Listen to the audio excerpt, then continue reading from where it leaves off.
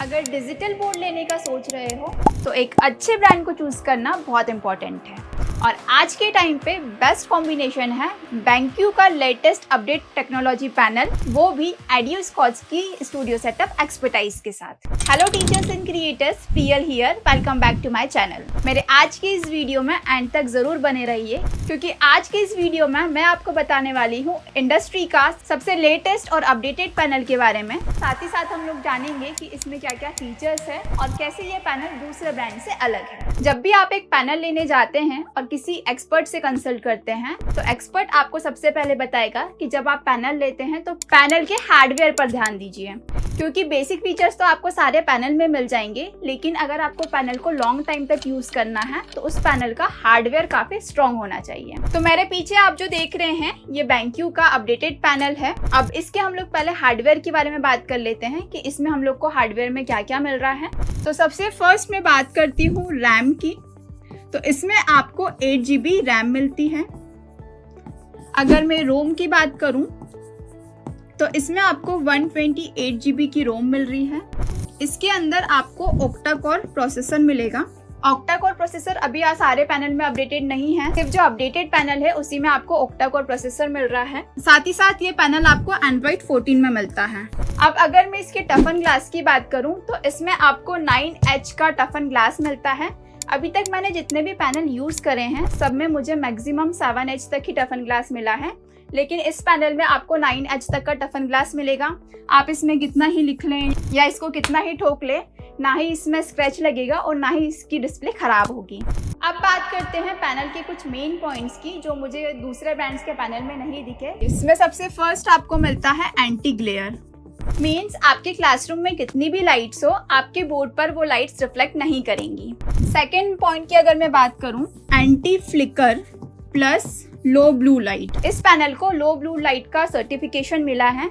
Means अगर आप teaching करते हैं या फिर डिजिटल बोर्ड पर ज़्यादा टाइम तक पढ़ाते हैं तो आपकी आंखों में प्रॉब्लम नहीं होती है। जैसे नॉर्मल आप किसी भी ऑप्टिकल शॉप पे भी जाते हैं या फिर आप स्पेक्स बनवाते हैं तो आपको पूछा जाता है कि इसमें आपको ब्लू लाइट लेंस लगवानी है क्या, क्योंकि जो ब्लू लाइट लेंस होती है जो डिजिटल बोर्ड या मोबाइल से रेज आती है उससे हमारी आंखों को बचाता है। थर्ड है nano silver anti microbial coating.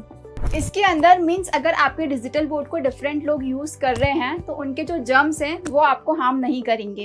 Suppose आप एक टीचर हैं और आपके डिजिटल बोर्ड को आपके स्टूडेंट्स भी यूज करते हैं या फिर डिफरेंट टीचर्स भी यूज करते हैं तो उनके हाथ जो लगते हैं तो उनके जो जर्म्स हैं वो किसी दूसरे में ट्रांसफर नहीं होंगे।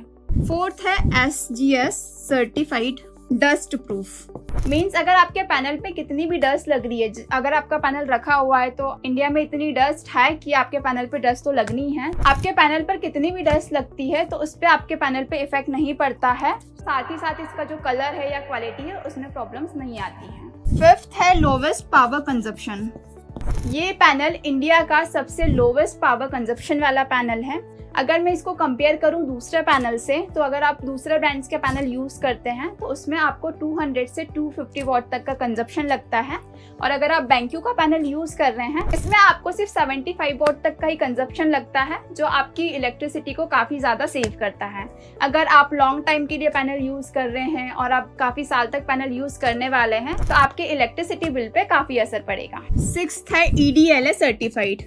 ये पैनल EDLA सर्टिफाइड है, मतलब आप इसमें गूगल के सारे एप्लीकेशंस यूज कर सकते हैं। नेक्स्ट है BenQ exclusive apps and NCERT content. Means इसमें आपको NCERT कंटेंट मिलता है जो आप फ्री ऑफ कॉस्ट यूज कर सकते हैं ग्रेड 1 से लेके ग्रेड 12 तक। अब नेक्स्ट है मल्टीटास्किंग विंडोज।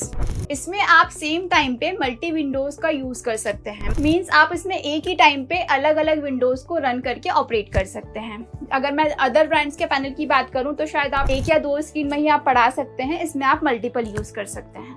अब नेक्स्ट पॉइंट पे आते हैं जो है आपका PPT और PDF। जब भी टीचर्स डिजिटल बोर्ड पे पढ़ाते हैं तो PPT और PDF का बहुत यूज आता है, और अभी तक मैं जो पैनल्स यूज करते आ रही थी उसमें जो मैंने देखा कि जब आप PPT या PDF को एक्सपोर्ट करते हैं अपने पैनल में तो आपको उसके साइज का प्रॉब्लम आता है। आपको पैनल के हिसाब से साइज उसका चेंज करना पड़ता है।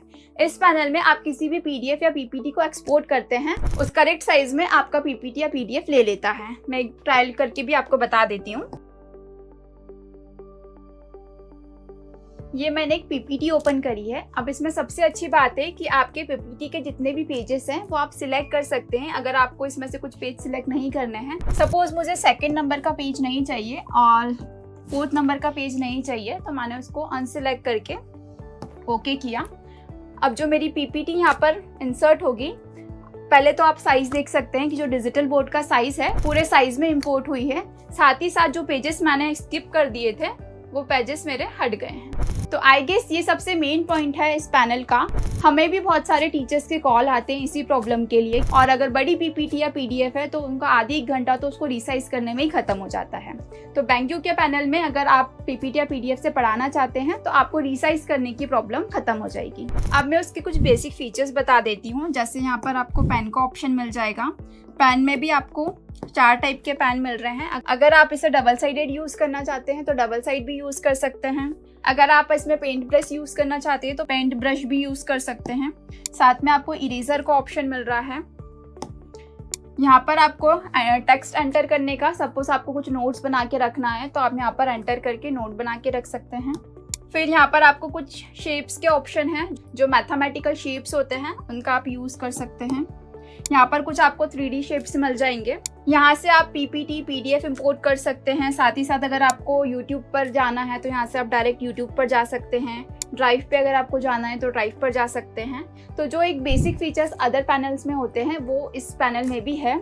इसका एक और एडवांटेज है कि इसमें आपको बैंक्यू सर्च मिलता है, जिसमें आप बैंक्यू की अपनी एप्लीकेशंस यूज कर सकते हैं। इसमें आपको गूगल की एप्लीकेशंस तो मिल ही रही हैं, मतलब आप गूगल की एप्लीकेशन तो यूज कर सकते हैं। साथ ही साथ यहाँ पर बैंक्यू की एप्लीकेशंस भी आप यूज कर सकते हैं। इस पे भी मैं एक डिटेल वीडियो बनाने वाली हूँ जिसमें मैं आपको सारी एप्लीकेशन भी डिटेल्स में समझाऊंगी कि इसमें क्या क्या डिटेल्स है, कैसे आप इसको यूज़ कर सकते हैं, इसके जो छोटे छोटे फीचर्स हैं आप फीचर्स को कैसे यूज़ कर सकते हैं। तो आई होप मेरा वीडियो आपको पसंद आया होगा। मेरा वीडियो पसंद आया हो तो वीडियो को लाइक और चैनल को सब्सक्राइब ज़रूर करें।